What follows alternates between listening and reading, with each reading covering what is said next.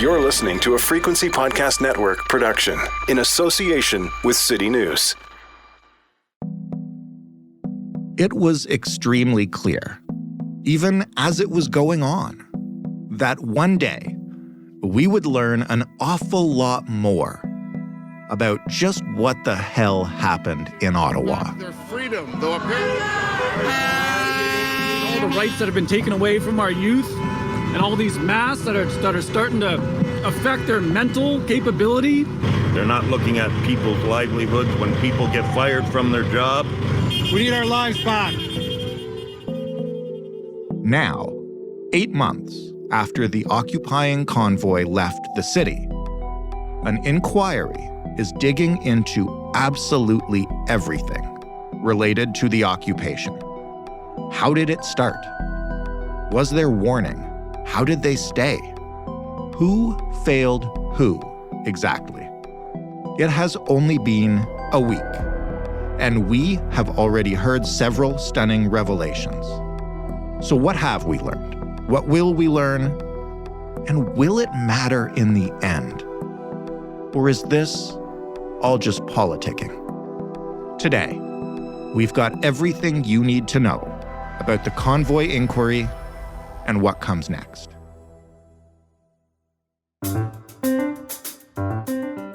I'm Jordan Heath Rawlings. This is The Big Story. Cormac McSweeney is the CityNews reporter on Parliament Hill, which means he is our reporter on Parliament Hill. Cormac, nice to talk to you. It's been a while. Good to talk to you again, Jordan. You have spent the past week covering the Emergencies Act inquiry. There's a lot of news out of this, and we're going to try to walk through a bunch of it, but maybe you can just begin by explaining how it works. What is it trying to discover, and who's doing this inquiring? Well, essentially, they're trying to see whether the use of the Emergencies Act was justified. They're really trying to get to the heart of the reasons behind it, but it's not just that. They're going to look into the powers that were used by the federal government in invoking this act, and police, of course, in trying to deal with the emergency of the convoy protest, and whether, the use of the powers granted to police were justified as well. And of course, they're going to have to look into the context around all of this. And so, so far we've been hearing a lot of testimony about the lead up to the convoy's arrival in Ottawa, and mainly focused on, city operations and what the city and police were expecting at that time. And so all of that context is going to be gathered through likely more than 60 witnesses testifying up until the end of November. And then there are going to be these panel discussions that take place with some experts.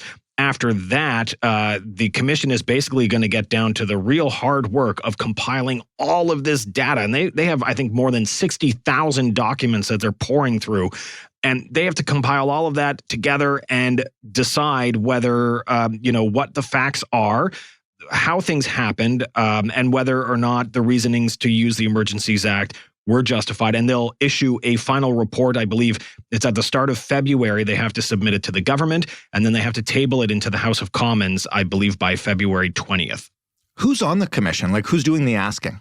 The commissioner is Justice Rouleau, and he has a wealth of knowledge and experience. He's been a justice in several different provinces and territories. I believe he said he's a part of the bar in New York as well. And he said at the start of all of this that, this is not technically a courtroom, but he's going to be treating this commission almost like a court. And he has the option as well to jump in and ask questions of the witnesses. And how it works really when it comes to the witnesses testifying is there are lawyers who are commission lawyers. So they're unbiased. They're just trying to get down to the facts. And those commission lawyers do the initial round of questioning to try and determine the facts with each witness and get the full story. Then after that, there are what we call interveners, or people with standing. So that includes the likes of the city of Ottawa, Ottawa Police, the federal government. A couple of provinces have been granted standing as well. The convoy organizers, there's a lawyer representing them as well. And so those people get to cross-examine each witness as they step forward, if those lawyers decide to. And it's the lawyers who do the cross-examination, not, the people themselves. I see. And so after the initial round of questioning from each commission lawyer, it's the people with standing get to jump in and ask questions as well for a certain limited amount of time. And they try to, put whatever spin they want to try and put on it for the people they're representing to build up their case as well. And so it's quite fascinating to see this unfold because you get different perspectives questioning the different witnesses. You're hearing at times conflicting testimony as well. And you have these commission lawyers who are trying to just get to the bare facts so that we know what happened. And I think the commissioner said in his opening statement at the start of all of this is a fact-finding mission, and he wants to discover the facts of what happened around all of this. So what kind of power does the justice and the rest of the commission have to do that? You mentioned 60-plus witnesses will be testifying. Can they compel testimony from other witnesses, force them to appear? Is there consequences for that? Or is it like, please come and talk to us about this? While this is not technically a courtroom, the commission does have certain powers in terms of trying to get testimony. Of course, they've, politely asked a lot of people to come talk to them as well. But I double checked with the commission. They do have the power to issue a legal summons to direct people to come and testify if they need to do that. So it does have the power to try and get to the facts in some way and force people in. Now, if somebody decided they didn't want to take part and ignored the legal summons, I'm sure there are possible consequences behind that. But so far, that doesn't appear to have been an issue at all. But nonetheless, in terms of what consequences there could be at the end of all of this, if, let's say, the commissioner decides that the government was unjustified in its use of the Emergencies Act, this commissioner doesn't have the power to issue consequences or punishments in any way whatsoever. And the commissioner made that clear as well at the start. He said, I'm not a courtroom that will decide whether there's, criminal liability or anything like that. That's not the role of the commission or the commissioner. But public shame is a big thing, yes. And especially in politics. And so if it was discovered that, let's say the federal government was unjustified in its use, that could be a big political problem for the Trudeau Liberals. If it finds that they were justified in their use and it was reasonable for them to invoke the Emergencies Act to deal with the chaos and the crisis that was happening in the capital, as well as at some border crossings across the country, then they can say confidently that they did the right thing here, that it was needed and justified. And, that really might mute a lot of the criticisms of the use of the act moving forward. Maybe not, but at least it gives them the defense that, they had to do this to clear out the protesters and restore order in the city of Ottawa.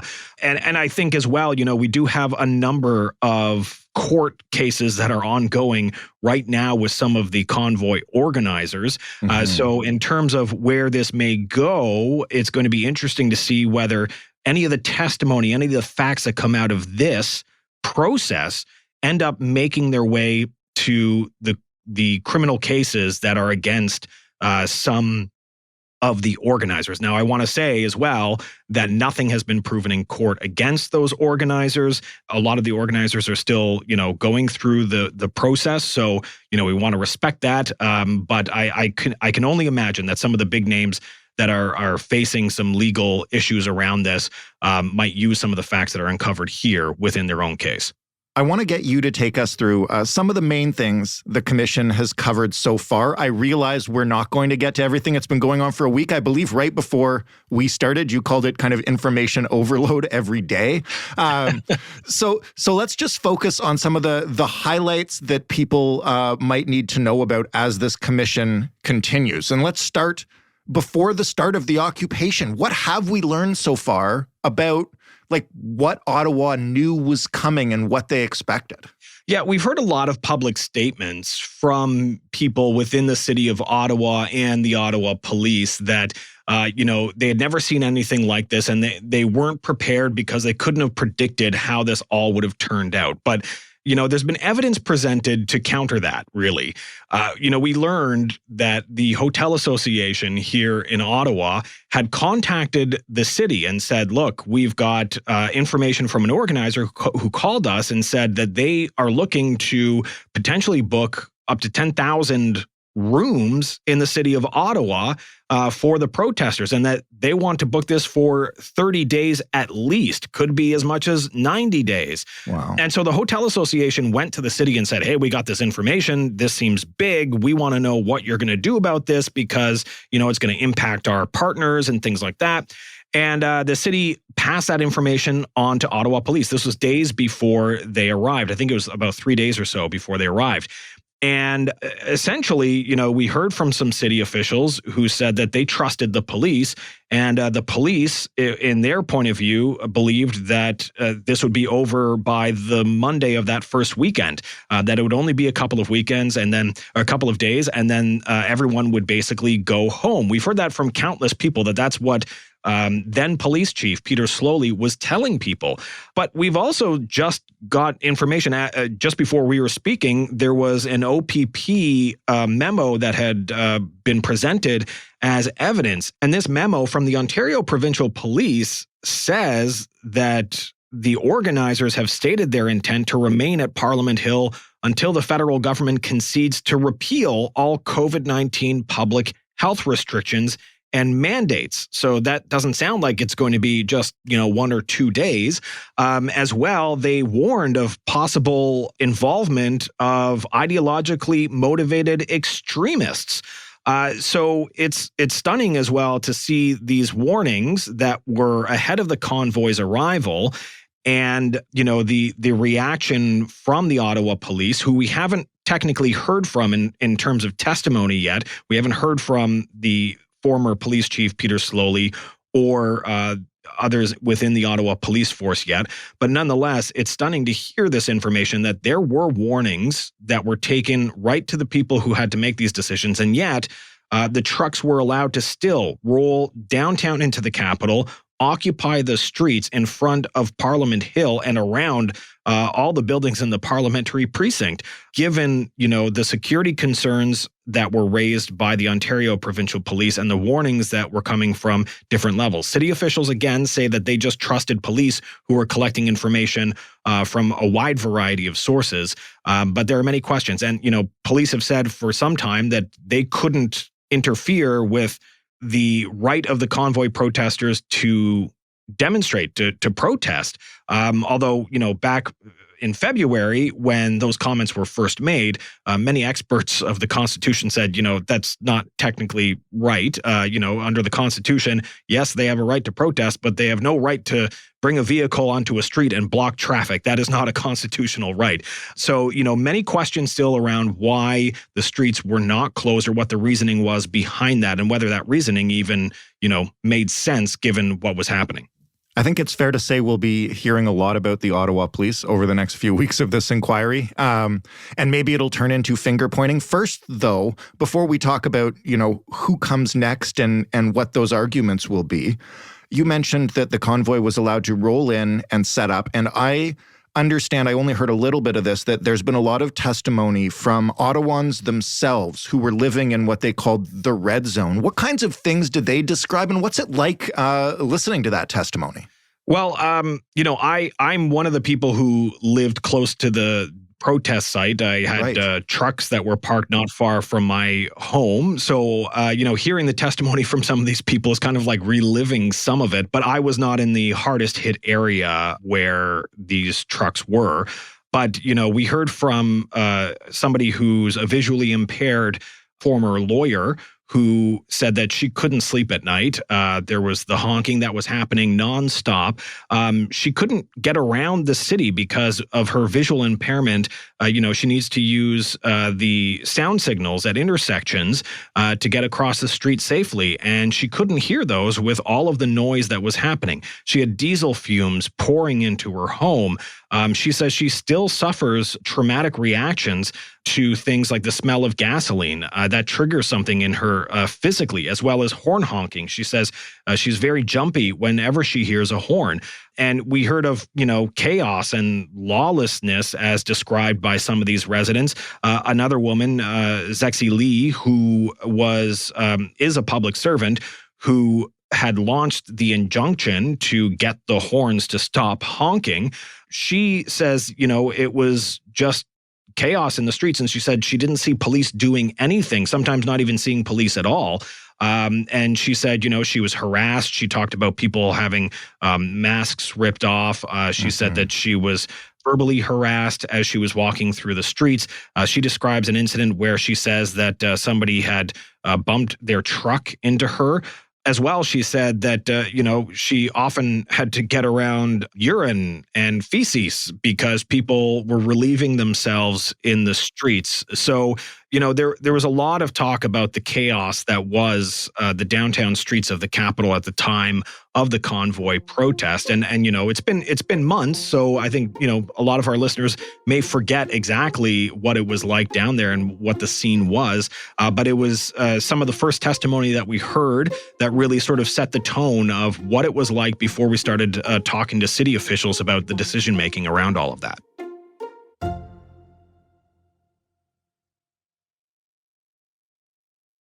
What do we know yet, and what have the police said for themselves so far? I know they haven't officially testified, but is this just going to be a bunch of finger pointing between Ottawa city officials and Ottawa police saying, you said this, we thought that, et cetera, et cetera? I think the best way to describe it is a tweet from Chris Nardi, journalist with the National Post Media.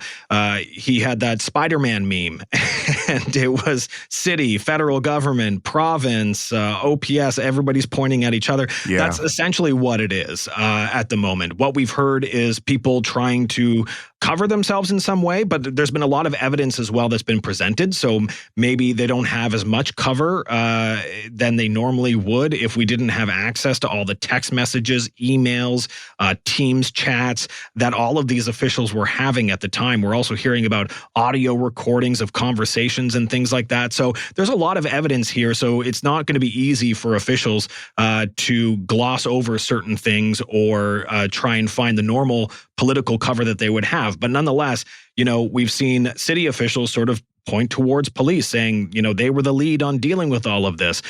We've heard city officials talk about how the province wasn't there for them, and it was basically MIA for the first 2 weeks of this protest. Then also criticize the federal government, and we've heard from the lawyers representing these different elements to basically build up their defenses as well, and asking questions that are clearly designed to get the answers those lawyers are looking for to help defend the parties that they represent. Right. It is important to note, though, that the province of Ontario is not represented at this really much at all. There are only 2 provincial officials with 2 ministries. I think it's the Solicitor General's office and the Ministry of Transportation who will be testifying as far as we know. And the province of Ontario decided not to ask for standing in this. So they don't have a lawyer who can then turn around and question city officials about provincial actions in all of this because they chose not to have standing in this. So right now, the province has been a bit of a punching bag for some city officials, and they don't really have a way within this inquiry so far to really counter a lot of that narrative. So it'll be interesting to hear what these officials have to say. And I will point out as well that we had a surprise witness the other night that was not scheduled as a part of those original 65 witnesses that we had on the witness list, which goes to show that as evidence unfolds, the commission does have the power to invite more people to come and testify as they see fit if they need more answers. So Premier Doug Ford, Ontario's premier, has said that he's not been asked to testify, which is why he's not testifying. But, the big question is, will that change? I actually asked the commission if they've asked him to come testify, and they say they don't talk about who they've asked to come testify aside from the original list that they've submitted to the public. So how do we get from where we are now, talking about what we knew and when we knew it and the pointing fingers that you just described, to the actual meat of the inquiry, which is, as you mentioned off the top, why the Emergencies Act was needed and was it justified? How do we get from all these details to those big, philosophical questions, really? Well, the commission has designed its witness list in themes, essentially. And so they said right off the bat, the first thing they're looking at is going to be what happened in the city of Ottawa. And so they're going to be calling a lot of different witnesses at this certain stage to try and figure out the decision-making, the incidents that happened within the city of Ottawa. Then they're going to start to look towards the borders and the blockades that happened there. A couple of border mayors, as well as provincial officials may be testifying in regards to those blockades. And then they're going to start to move towards provincial and federal responses. And of course, we'll also hear from the convoy organizers who have been called to testify as well. And I think it's through a lot of that. We're already seeing a lot of the questioning, to try and build up the defense for the federal government, at least, where you hear things like Ottawa's mayor saying absolutely the Emergencies Act was needed, and that even though he didn't request it, he said when it was invoked, he was so happy. And he said almost immediately tow trucks were outside ready to go outside of his city hall. And he said he later sent a letter of thanks to the federal government for taking that action in order to clear out the protesters. So, you're already seeing the elements of defense that are coming out through some of the testimony.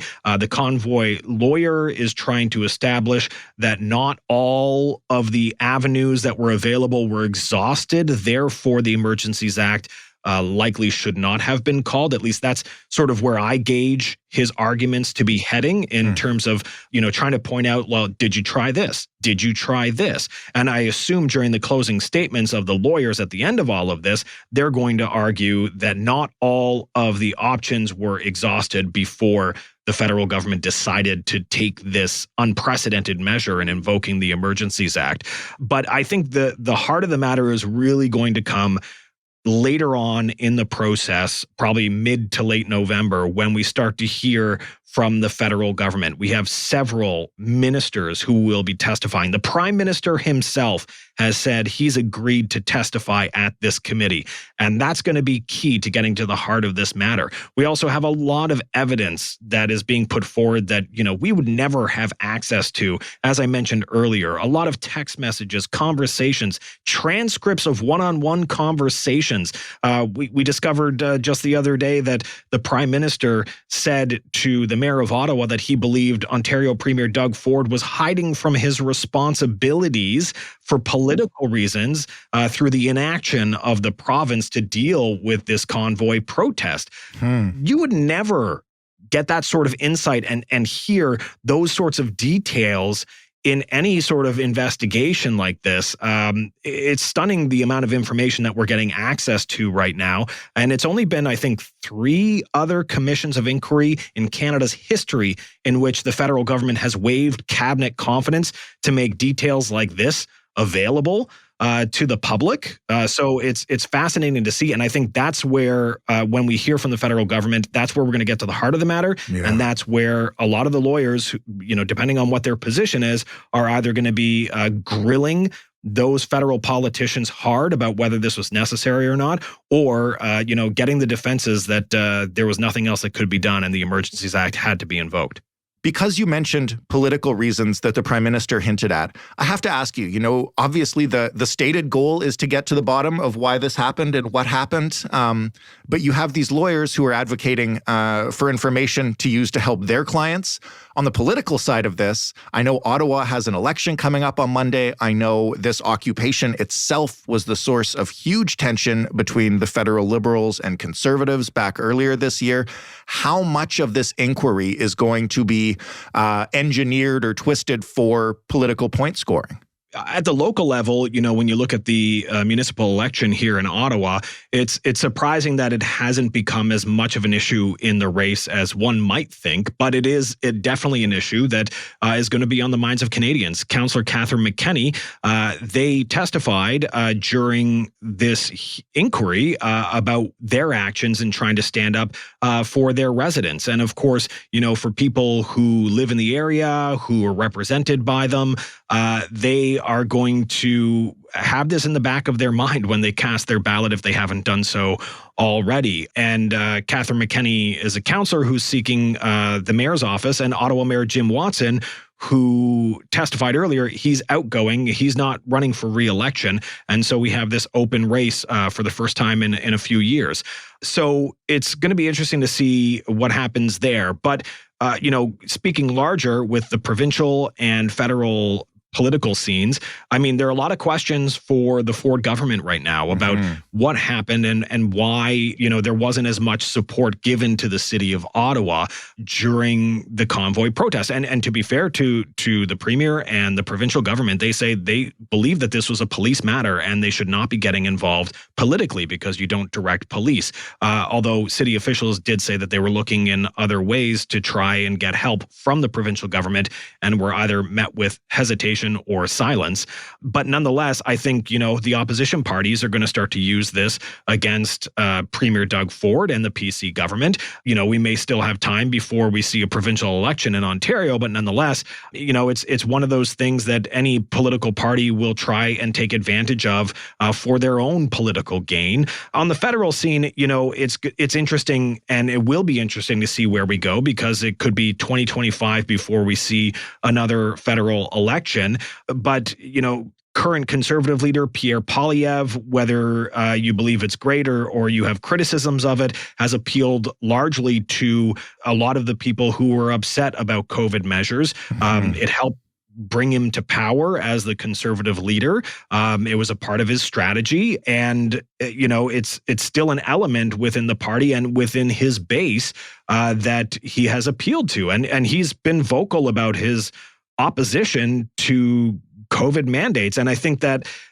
is going to be an element, whether it's used by him against the federal government or whether it's used by the Trudeau Liberals against the Conservatives and Pierre Poilievre. There have been a lot of public opinion polls that have shown that people across the country are not too fond of the convoy protest. So pictures of Pierre Poilievre standing with those protesters and saying that he believed in sort of what they were doing in certain ways, it might come back during a general election. So I think, both the Liberals and NDP might be targeting the Conservatives on this. The Conservatives also may use it for their own advantage against the Trudeau Liberals. So we're back to the Spider-Man meme. Yes, exactly. Exactly. I just don't think we've seen the end of this. And I think everything comes out during an election campaign. Every party will use every tool they can to take their opponent down a notch. And I think we'll see a lot of that, especially in the federal election, whenever that comes. So last question then, and calling back to the fact that this is an information overload, how often in covering this so far have you seen or heard something that makes you go, whoa, and like how frequent is that? And maybe just what's been the most surprising thing you've learned so far? One of the more incredible things that come out that just happened before we started speaking was that Councillor Diane Deans, who was chair of the Police Services Board through much of the convoy protest before she was ousted from that role by her council colleagues, she says she called it an insurrection within the Ottawa police force during the biggest crisis that the city was facing. Wow. She said that there were elements within the force that were not supportive of then Police Chief Peter Slowly. He was not getting the support that he needed during the convoy protest and during this crisis. And she believes that people within the force were using that crisis against him. And she even named a name. She said that there was an acting deputy chief, Patricia Ferguson, who I believe is on the witness list as well, but she hasn't testified yet. She said that Slowly had told her that Ferguson had to be sent home for a few days because she was kind of wrapped up in some of the elements of all of this. And, it's stunning to hear, an elected official say that there was an insurrection within a police force as that police force was trying to deal with the biggest crisis that it's faced in, I'm not going to say ever. I don't know all the history of the city of Ottawa, but this has got to be up there. And it's amazing to hear what was happening, or at least, what she says was happening, because this is her version of events. We've yet to hear from the then police chief, Peter Slowly, or from Patricia Ferguson yet. So, we'll have to wait to hear those details from them as to what happened. But stunning testimony so far. And we're only just getting into this inquiry because this goes on for at least another month. Cormac, thank you so much for walking us through all of this. It's a lot. It is indeed. Anytime, Jordan. I'm sure we'll be chatting again. Cormac McSweeney, Parliament Hill reporter for CityNews, covering the convoy inquiry. That was the big story. For more, you can head to thebigstorypodcast.ca. If you happened to be in Ottawa during the convoy, we would love to hear your thoughts on what you're hoping to get from the inquiry. Do you just want closure? Is there something you don't know that you need to? Or would you prefer to forget the whole damn thing ever happened? We'd love to know. You can always reach out to us. You can find us on Twitter at TheBigStoryFPN. You can talk to us via email, hello@thebigstorypodcast.ca. And of course, you can even call and leave a message, 416-935-5935. If you're listening to The Big Story in a podcast player that lets you review podcasts and you have not yet given us a rating or a review, please fix that. Thanks for listening. I'm Jordan Heath Rawlings. We'll talk tomorrow.